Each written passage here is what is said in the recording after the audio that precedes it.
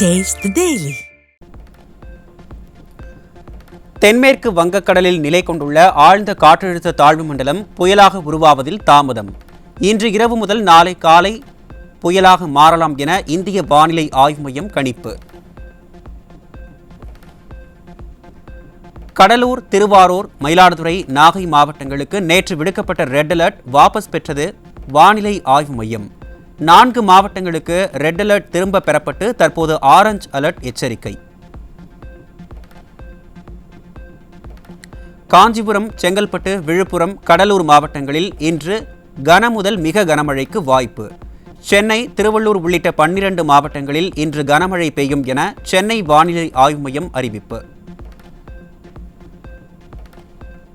வடகிழக்கு பருவமழையால் டெல்டாவில் 12,000 ஏக்கர் நெற்பயிர்கள் நீரில் மூழ்கின. 12,000 ஏக்கரில் 2,64,000 மூட்டைகளில் விளைவித்திருக்க வேண்டிய 20,000 டன் நெல்மணிகள் கருகிய நிலையில் 50 கோடி ரூபாய் வரை விலை போகும் பயிர்களுக்கு இழப்பீடு வழங்க விவசாயிகள் கோரிக்கை. புயல் எச்சரிக்கையை தொடர்ந்து புதுச்சேரி மாநிலம் காரைக்கால் மாவட்டத்தில் உள்ள 5,000க்கும் மேற்பட்ட மீனவர்கள் கடலுக்கு மீன்பிடிக்க செல்லவில்லை. கடல் சீற்றம் அதிகமாக உள்ளதால் 1000க்கும் மேற்பட்ட விசைப்படகுகள் துறைமுகத்தில் பாதுகாப்பாக நிறுத்தம்.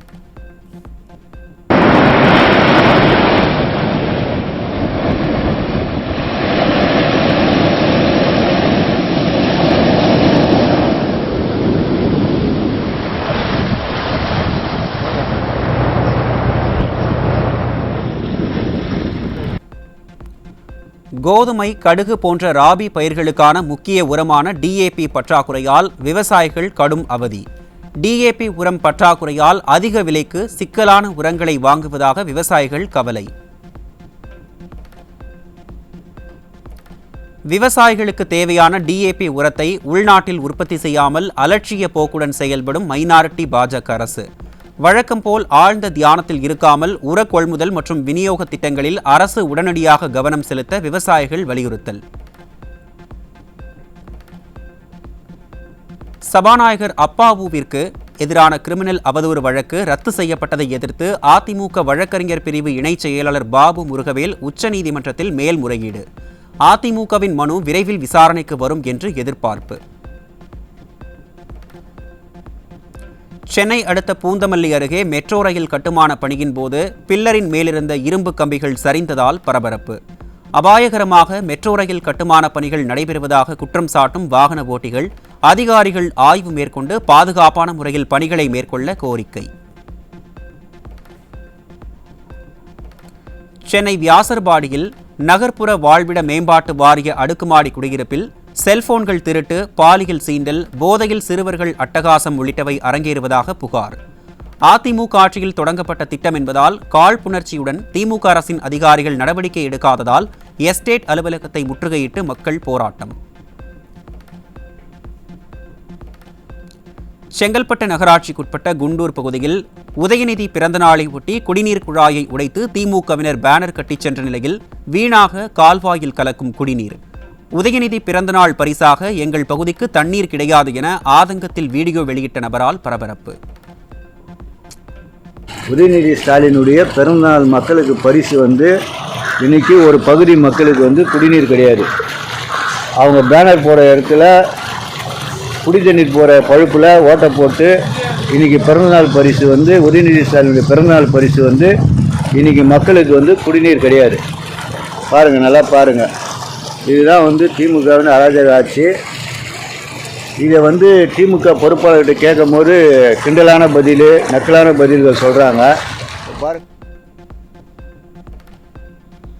கடலூர் மாவட்டம் விருத்தாச்சலத்தில் உதயநிதி ஸ்டாலின் பிறந்த நாளை ஒட்டி சேலை வழங்கும் போது பெண்களின் மேலே கை வைத்து பிடித்து இழுத்து தள்ளிய திமுக நிர்வாகி. ஆடு மாடுகளைப் போல பெண்களை பிடித்து தள்ளிய திமுக நிர்வாகியின் செயலால் பொதுமக்கள் அதிருப்தி.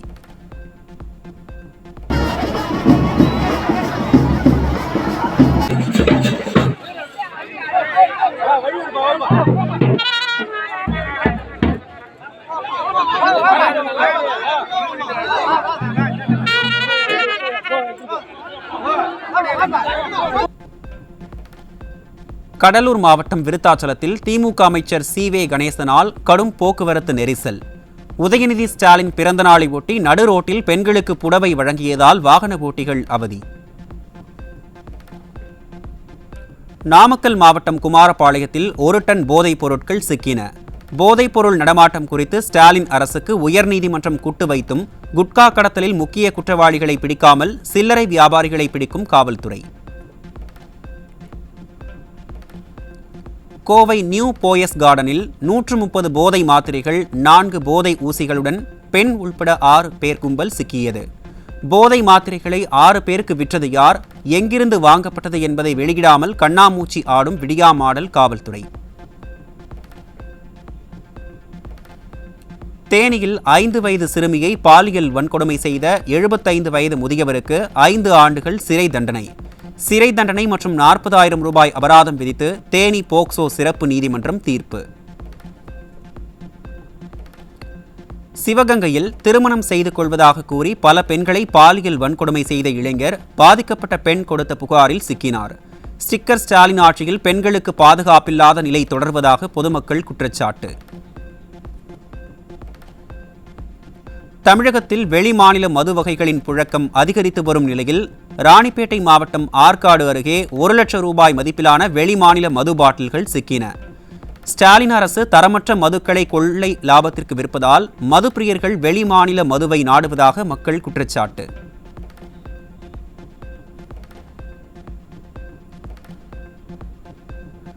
தூத்துக்குடி மாவட்டம் கோவில்பட்டி அருகே 10 டன் ரேஷன் அரிசி பறிமுதல். தமிழகம் முழுவதும் நியாய விலை கடைகளில் ரேஷன் அரிசியை மக்களுக்கு தராமல் வெளி மாநிலங்களுக்கு கடத்தும் குற்றவாளிகள் மீது கடும் நடவடிக்கை எடுக்காமல் விடியா திமுக அரசு மெத்தனம். சேலம் மாவட்டம் வாழப்பாடியில் ஓடை ஆக்கிரமிப்பை அகற்ற லஞ்சம் வாங்கிய முதல்நிலை வருவாய் ஆய்வாளர் உட்பட 2 சிக்கினர். லஞ்சம் ஊழல் இல்லாத எந்த கொம்பனும் குறை சொல்ல முடியாத ஆட்சி என ஸ்டாலின் தம்பட்டம் அடிக்கும் நிலையில் தினந்தோறும் திராவிட மாடலின் முகத்திரை கிழிவதாக மக்கள் விமர்சனம். திருவள்ளூர் எஸ்பி அலுவலகம் அருகே கஞ்சா விற்பனை அமோகம். கஞ்சா போன்ற போதைப் பொருட்கள் பறிமுதல் செய்தால் விற்பனை செய்பவர்களையும் பிடிப்பதாக கூறும் காவல் கண்காணிப்பாளர் தனது அலுவலகம் அருகிலேயே கஞ்சா விற்பதை தடுக்காதது ஏன் என மக்கள் கேள்வி.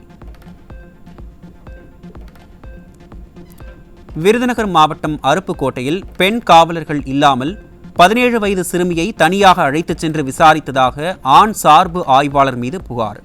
ஸ்டாலின் மீதான அச்சமின்மை காரணமாக காவல்துறையினர் விதிகளை பின்பற்றாமல் செயல்படுவதாக மக்கள் குற்றச்சாட்டு. கடலூர் மாவட்டம் ஸ்ரீமுஷ்ணம் அருகே நடவு வயலை சூழ்ந்த மழைநீர். வடிகால் வாய்க்காலை தூர்வாருவதாக கூறி அதிகாரிகள் நாடகமாடி வருகின்றனர் என விவசாயிகள் குற்றச்சாட்டு. மயிலாடுதுறை மாவட்டம் சீர்காழி அருகே 4 வழி தேசிய நெடுஞ்சாலையில் பாலத்தில் விரிசல் ஏற்பட்டு பக்கவாட்டு சுவர்களின் வழியே அருவி போல் கொட்டும் தண்ணீர். உடனடியாக ஆய்வு செய்து ஸ்டாலின் அரசின் அதிகாரிகள் நடவடிக்கை எடுக்க வேண்டும் என்று பொதுமக்கள் கோரிக்கை. விழுப்புரம் மாவட்டம் திண்டிவனத்தில் தொடர் மழை காரணமாக திமுக நகரமன்ற தலைவரின் வார்டில் தேங்கி நிற்கும் கழிவு நீரால் பொதுமக்கள் அவதி. தனது சொந்த வார்டிலேயே தேங்கி நிற்கும் கழிவு நீரை அகற்ற திமுக நகரமன்ற தலைவர் நடவடிக்கை எடுக்கவில்லை என குற்றச்சாட்டு. வேலூர் மாவட்டம் கத்தாழம்பட்டு ஆரம்ப சுகாதார நிலையத்தில் பணி நேரத்தில் படுத்து உறங்கும் மருந்து வழங்குபவர் பணிக்கு வராமல் வந்ததாக வருகை பதிவேட்டில் கணக்கு காட்டுவதால் நோயாளிகள் அவதி.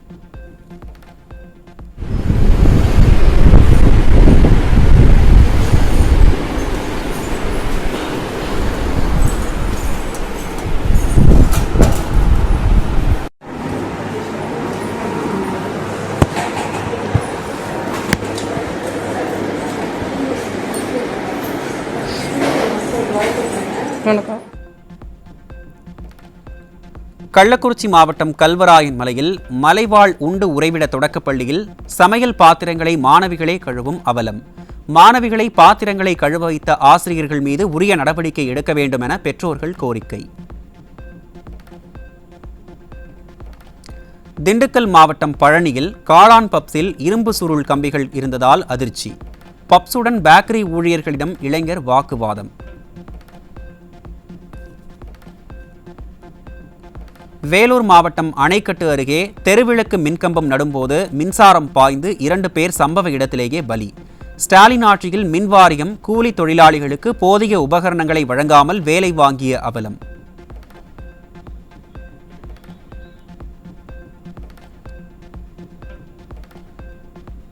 புதுக்கோட்டை மாவட்டம் விராலிமலை அருகே மின்சாரம் தாக்கி 12 வயது சிறுவன் உயிரிழப்பு. விடுமுறை என்பதால் சிறுவன் ஜன்னல் மீது ஏறி விளையாடிக் கொண்டிருக்கும் போது எதிர்பாராத விதமாக வீட்டிலிருந்த மின்சார கம்பி உரசி நேர்ந்த சோகம். விருதுநகர் மாவட்டம் ஸ்ரீவில்லிபுத்தூர் மேற்கு தொடர்ச்சி மலையடிவார பகுதியில் உலாவரும் காட்டு யானைகளால் விவசாயிகள் அச்சம். விளைநிலங்களை சேதப்படுத்துவதாக வனத்துறை அலுவலகத்தை பாதிக்கப்பட்ட விவசாயிகள் முற்றுகையிட்டதால் பரபரப்பு.